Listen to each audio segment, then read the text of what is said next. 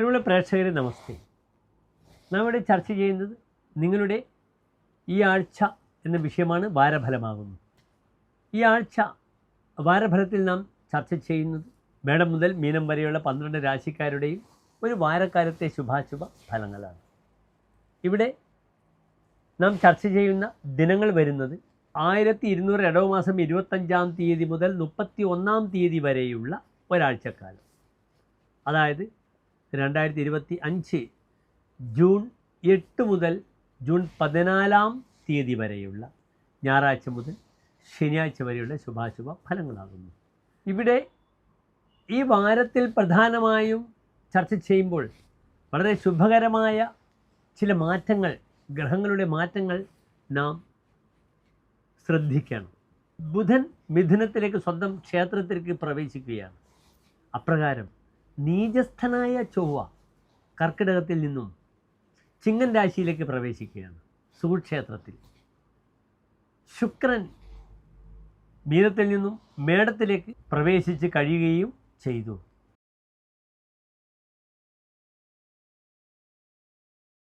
അശ്വതി ഭരണി കാർത്തിക നക്ഷത്രത്തിൻ്റെ ആദ്യത്തെ 15 നാഴിക വരുന്ന മേടൻ രാശിക്കാർക്ക് ഈ വാരത്തിൽ രാശിയിൽ ശുക്രൻ, 2-ാം ഭാവത്തിൽ സൂര്യൻ, 3-ാം ഭാവത്തിൽ ബുധൻ, വ്യാഴം, 5-ാം ഭാവത്തിൽ ചൊവ്വ, കേതു, 7-ാം ഭാവത്തിൽ ചന്ദ്രൻ, 11-ാം ഭാവത്തിൽ രാഹു, 12-ാം ഭാവത്തിൽ ശനി.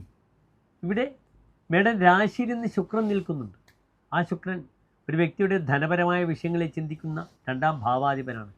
യാത്രയെ ചിന്തിക്കുന്ന ഗ്രഹവുമാണ്. ഇവിടെ ശക്തമായി മേടൻ രാശിയിൽ നിൽക്കുന്ന ശുക്രൻ നല്ലൊരു യോഗത്തെ പ്രദാനം ചെയ്യും. ആ ശുക്രന് ചന്ദ്രൻ്റെ ദൃഷ്ടിയുണ്ട്. ചന്ദ്രൻ ഇവിടെ 4-ാം ഭാവത്തിൻ്റെ അധിപനാണ്. അതൊരു അധിയോഗത്തെ പ്രദാനം ചെയ്യുന്നു. ചന്ദ്രാൽ 7-ൽ നിൽക്കുന്ന ശുക്രനാണ്. തസ്മിൻ ചമൂപഹ. ചന്ദ്രാൽ 7-ൽ ശുക്രൻ അധിയോഗം ചെയ്ത് ഒറ്റഗ്രഹമായി നിൽക്കുകയാണെങ്കിൽ, 6, 7, 8 ഭാവങ്ങളിലാണ് 3 ശുഭഗ്രഹങ്ങൾ നിൽക്കുകയാണെങ്കിലാണ് അധിയോഗം. ഒരു ഗ്രഹം നിൽക്കുകയാണെങ്കിൽ ചമൂപഹ, അയാൾ ലീഡർഷിപ്പ് പ്രകടിപ്പിക്കും. അതിനാൽ ഒരു സംശയവുമില്ല, മേടൻ രാശിക്ക് വളരെയധികം നല്ലൊരു മാറ്റം ഈ ലഗ്നത്തിലെ ശുക്രൻ പ്രദാനം ചെയ്യും. ലഗ്നാധിപനായ ചൊവ്വ നീചസ്ഥിതി കഴിഞ്ഞ് ഇതാ സിംഹത്തിലേക്ക് പ്രവേശിച്ചിരിക്കുന്നു. 7-ൽ നിൽക്കുന്ന ചന്ദ്രൻ ധാരാളം നന്മകൾ പ്രദാനം ചെയ്യും. ദദദ്ദാർശം സപ്തമേ ശീതരശ്മി. ഭാര്യാസുഖം ലഭിക്കും, സ്ത്രീസുഖം ലഭിക്കും. ധനിത്വം ഭവേത് അധ്വവാണിജ്യതോപി. വെളുത്തപക്ഷത്തിലെ ബലവാനായ ചന്ദ്രനാണ്. യാത്ര ചെയ്ത് കാശുണ്ടാക്കുമെന്നുകൊണ്ട് ഫലം പറഞ്ഞിരിക്കുന്നു. രതി സ്ത്രീജനെ മൃഷ്ടഭുഗ് ലുബ്ധചേതാഹ കൃശകൃക്ഷപക്ഷേ വിപക്ഷാഭിഭൂത.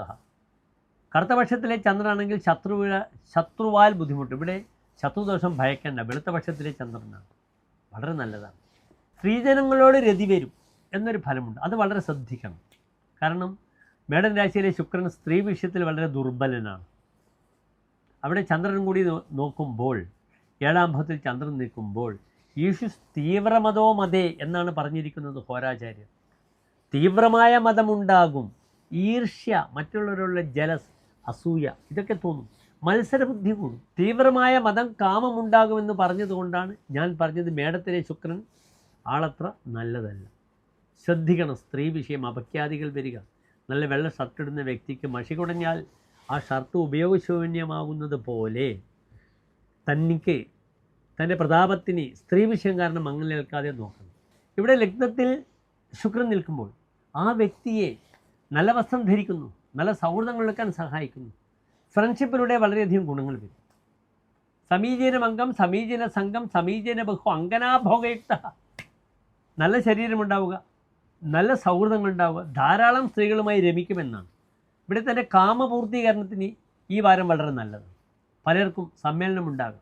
ഒരുപക്ഷെ വിദേശത്ത് നിന്നും ദൂരെ നിന്നും വന്ന് ഭാര്യാസുഖമുണ്ടാകും. അല്ലെങ്കിൽ കാമത്തിൻ്റെ പൂർത്തീകരണം. താൻ പ്രണയിയായി പുഷ്പിച്ചിരിക്കും ലഗ്നത്തിലെ ശുക്രൻ. പുതിയ പ്രണയങ്ങളുണ്ടാകും. രതിസുഖം നന്നായി ലഭിക്കും. സെക്സ് ലഭിക്കും. ഒരു സംശയവുമില്ല. ഇതുവരെ മടിച്ചു നിന്ന വ്യക്തി ഒരവസരം വരുമ്പോൾ അതിനെ ഉപയോഗിക്കണം മേടൻ രാശിക്കാർ. കാരണം ലഗ്നത്തിൽ ശുക്രനാണ്. ഞാൻ പറയേണ്ട ആവശ്യമൊന്നുമില്ല. അവസരം അവരെ തേടി വരും. 3-ൽ ബുധനും ഗുരുവുമുണ്ട്. അതിനാൽ ഈ വാരം സംഗീതാദി, സാഹിത്യാദി അഭിരുചികൾ അത് പ്രകടിപ്പിക്കാനൊക്കെ വലിയ അവസരങ്ങൾ വരും. വലിയ വ്യാപാരികളെ സുഹൃത്താകും. തനിക്ക് നല്ല ഒരു വാരമാണ് മേടൻ രാശിക്കാർക്ക് ഈ ഒരു വാരം. അതിനെ ഉപയോഗിക്കണം ഓരോ മേടൻ രാശിക്കാരും. എല്ലാ പ്രിയപ്പെട്ട മേടൻ രാശിക്കാരും ശോഭനമായ നല്ലൊരു ഭാരത്തെ പ്രാർത്ഥിക്കുന്നു. നന്ദി, നമസ്കാരം.